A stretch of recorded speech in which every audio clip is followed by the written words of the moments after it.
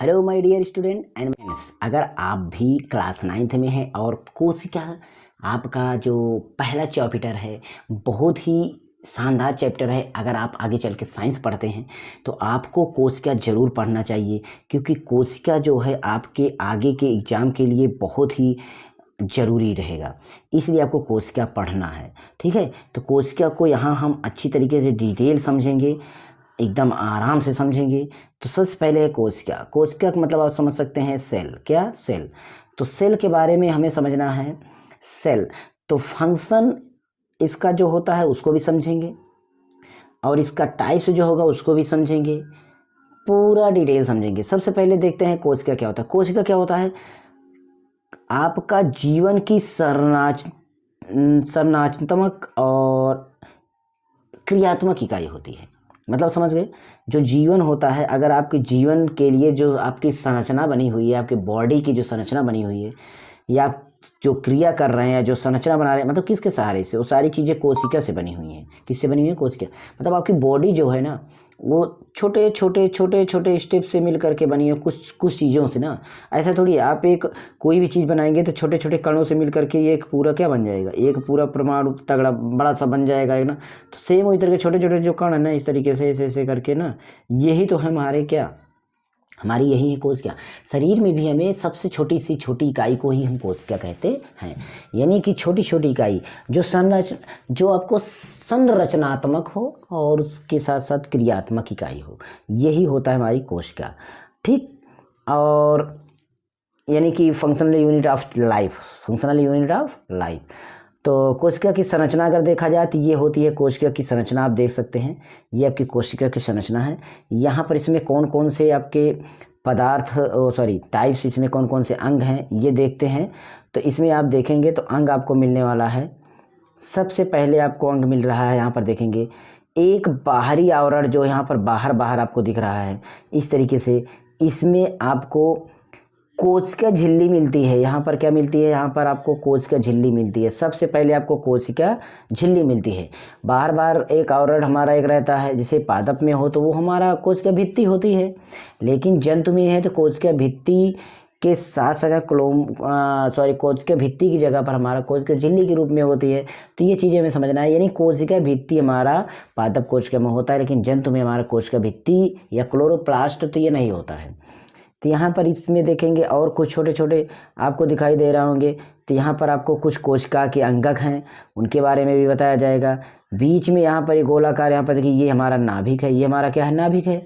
और ये जो यहाँ पर दिख रहा है ऐसे करके आकार दिख रहा है, ये हमारा इंडोप्लाज्मिक जालिका है, इंडोप्लाज्मिक रेटिकुलम जो बोलता है। फिर यहाँ पर इसमें बिंदु बिंदु जैसा और यहाँ पर भरा हुआ है, तो ये हमारे राइबोसोम्स है। यहाँ पर और गोल्गी निकाय है, उसके बाद माइटोकॉन्ड्रिया है। तो इस तरीके से यहाँ पर आपका केंद्रक न्यूक्लियस है, लाइसोसोम्स है।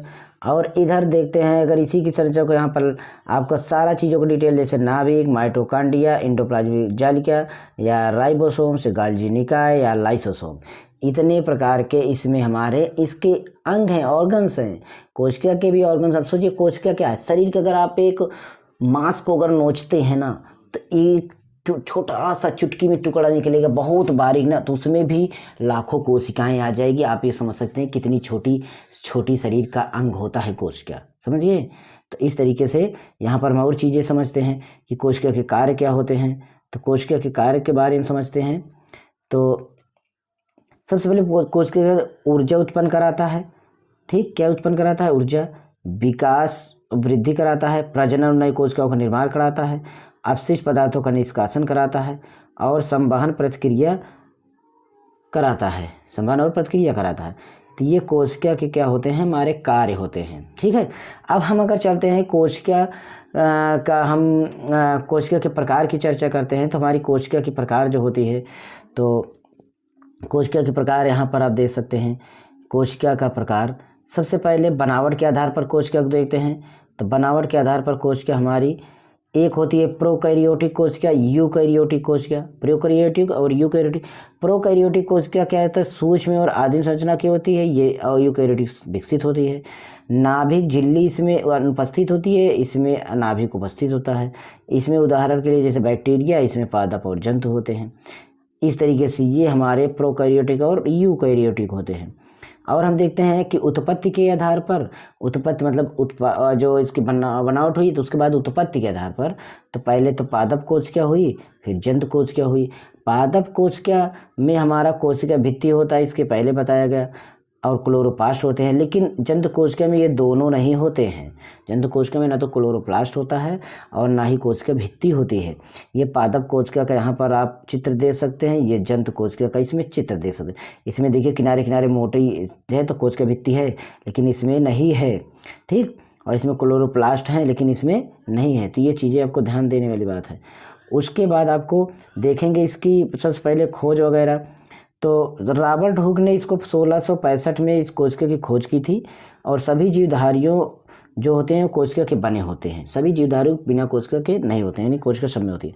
और कोशिका का आकार कार्य के अनुसार भिन्न भिन्न होता है। कोशिका जो आकार होता है ना, वो उसका जो आकार वो ले लेता है, वो कोशिका के कार्य के अनुसार वो थोड़ा सा चेंज हो जाता है। और बाकी सारे उसके कार्य हमने बता दिया। अब इसमें थोड़ा सा देखते हैं कि इसमें जो अंग होते हैं उसके डिटेल थोड़ा थोड़ा देखते हैं। तो वो है आपका कुछ इस तरीके से। सबसे पहले नाभिक। नाभिक जो होता है वो हमारा क्या काम करता है? नाभिक कोशिका के जो होता है उसकी सभी इकाई का आनुवंशिक और डीएनए का भंडारण करता है, और सभी जो और कोशिका के अंग होते हैं उनका क्या करता है? नियंत्रण करता है, उनको कंट्रोलिंग करता है। केंद्रक और इसमें नाभिक में जो होता है वो राइबोसोम का निर्माण करता है। कोशिका झिल्ली जो होती है सेल मेम्ब्रेन और पदार्थों का चयनात्मक आवागमन नियंत्रित करता है। और कोशिका भित्ति जो सेल वॉल होता है वो केवल पादप में पाया जाता है, न कि वो जंतु में पाया जाता है। माइटोकॉन्ड्रिया की चर्चा करें तो वो ऊर्जा का निर्माण कराता है। वो किसका निर्माण कराता है? ऊर्जा का निर्माण करता है, यानी एटीपी का निर्माण कराता है। तो ये चीज़ आपको समझ में आ गई। उसके बाद और देखते हैं, तो माइटोकॉन्ड्रिया जो होता है ये नहीं बताया, ऊर्जा का निर्माण हो गया। और उसके बाद आपका एंडोप्लाज्मिक रेटिकुलम जो होता है ईआर जिसको बोलते हैं जालिका, एक होता है ईआर आरईआर और एक होता है एसईआर। तो प्रोटीन का संश्लेषण करता है, लिपिड का संश्लेषण करता है, यानी ये खुरदरा होता है, दूसरा चिकना होता है। राइबोसोम जो होते हैं वो क्या करते हैं? प्रोटीन का निर्माण कराते हैं। और गोल्जी निकाय जो होते हैं वो क्या करते हैं? पदार्थों का संशोधन करके पैकिंग और परिवहन करते हैं। लाइसोसोम क्या होता है? कोशिका के अवशिष्ट पदार्थों का गठन करता है, यानी आत्महत्या की थैली हम इसको बोलते हैं लाइसोसोम्स को। और राइबोसोम से प्रोटीन का फैक्ट्री बोला जाता है। इस तरीके से माइटोकॉन्ड्रिया क्या बोला जाता है? ऊर्जा गृह बोला जाता है। 3 अंग को आप जानते रहिएगा। माइटोकॉन्ड्रिया को ऊर्जा गृह पावर हाउस बोला जाता है। और प्रोटीन का जो उत्पादन करने वाला होता है वो हमारा होता है कौन सा? वो हमारा होता है उसको क्या बोलते? राइबोसोम। और उसके बाद हमारा लाइसोसोम आत्महत्या की थैली सुसाइडिकल बैग्स होता है। तो इस तरीके से अब इसमें हमारा अंतर भी होता है। पादप कोश के जंतु कोश के यहाँ 3 में अंतर भी होगा। तो अंतर देख लीजिए। सबसे पहले पादप कोश क्या होता है? इसमें कोश का भित्ति होती है और जंतु कोश की भित्ति नहीं होती। क्लोरोप्लास्ट इसमें होता है और इसमें क्लोरोप्लास्ट नहीं होता है, ठीक। इस आकार निश्चित और स्थिर होता है, इसका आकार अनिश्चित होता है। केंद्रिक बड़ा और एकल होता है, इसमें केंद्रिक छोटे और अनेक होते हैं। तो इस तरीके के इसमें इस आपको ये जो हमने क्रिएट किया है देख सकते हैं, ये एआई के सहारे से तैयार किया गया है। अब बताइए इसमें आपको मैटर ठीक लग रहा है कि नहीं?